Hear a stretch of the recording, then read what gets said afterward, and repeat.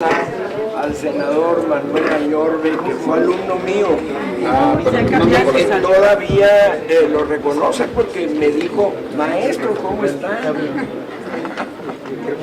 ¿Alguna pregunta?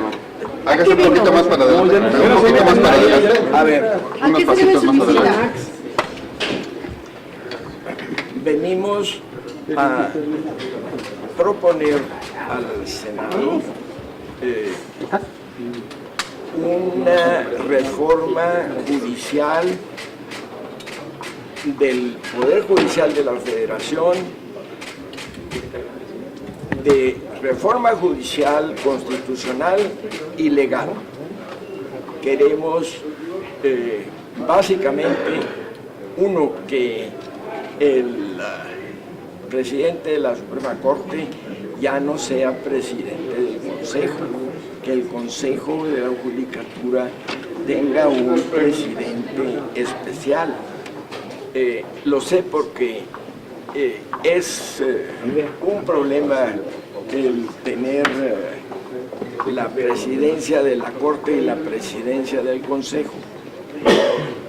Queremos que el presidente de la República ya no nombre ministros, que los ministros sean nombrados después de un estudio exhaustivo por el Consejo de la Judicatura Federal, que los proponga, y que el Senado, con otro estudio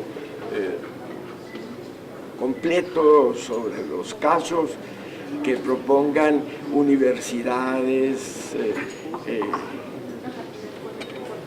abogados de la República,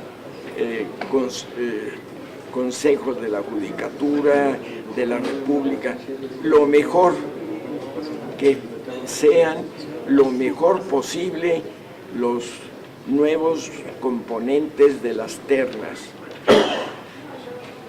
lejos de la política, que no sean nombrados por el presidente de la República.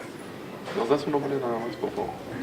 Me llamo Genaro Góngora Pimentel, soy ministro en retiro y primo del contador Carlos Pérez Góngora.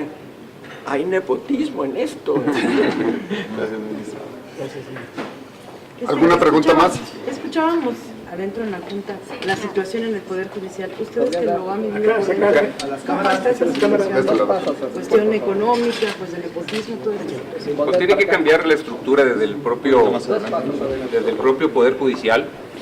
Creo que el Consejo de la Judicatura Federal no está haciendo su papel correcto de ser el administrador y llevar la vigilancia de todo el Poder Judicial Federal, entonces tiene que haber un cambio de estructura, desde su conformación, desde el nombramiento de los consejeros de la Judicatura.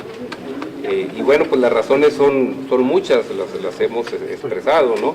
El tema que ha salido a la luz, el tema del nepotismo, que hay cerca de 8,000 trabajadores en el Poder Judicial que son familiares de ministros, de jueces y magistrados, y que el propio presidente de la Corte ya se ha mencionado y ha salido en diversos medios de comunicación, que su hija, que es dentista, trabaja en la Corte, pues yo creo que queda claro que tiene que haber una reforma integral desde la cabeza, ¿no?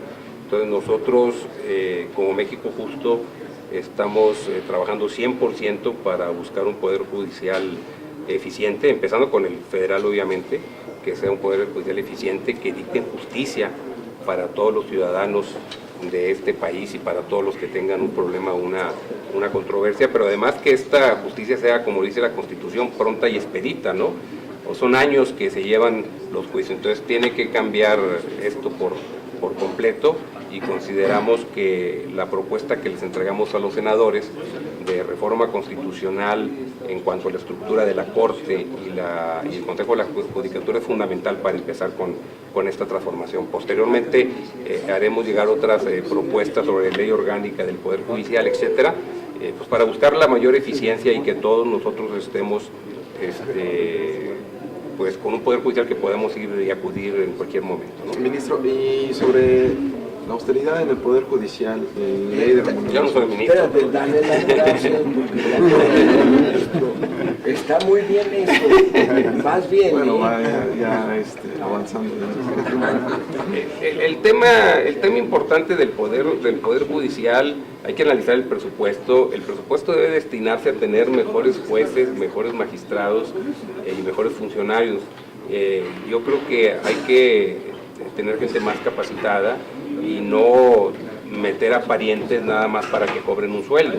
Entonces, eso se tiene que revisar y desafortunadamente el Consejo de la Judicatura no ha hecho su trabajo. Entonces, por eso la propuesta de nosotros es que los consejeros de la Judicatura, ahorita pues prácticamente todos menos uno son del propio Poder Judicial Federal. Nosotros consideramos, la propuesta son 11 consejeros de la Judicatura, de los cuales 8 tendrían que ser externos y solamente 3 propuestos por el Poder Judicial y nombrados por el Senado en todos los casos, ¿no? Entonces tenemos que avanzar en ese tema, y bueno, pues esperemos que los senadores, vimos muy bien la respuesta de ellos, les interesó mucho la iniciativa, esperemos que la tomen, que la analicen, que la discutan, que incluyan lo que consideren importante y que la presenten para poder tener un Poder Judicial eficiente.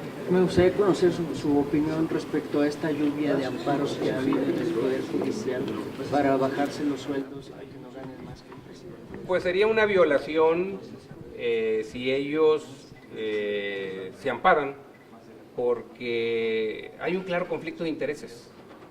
O sea, los amparos no proceden para ellos en el tema de los salarios.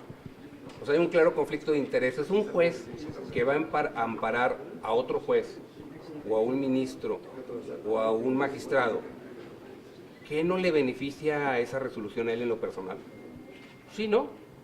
Pues hay un conflicto, eso se llama conflicto de intereses y no puede entrar a constar. Aquí hay algo importante, la Cámara de Diputados es la que tiene la última palabra del presupuesto y es la que dice cuánto se paga y a quién se le paga.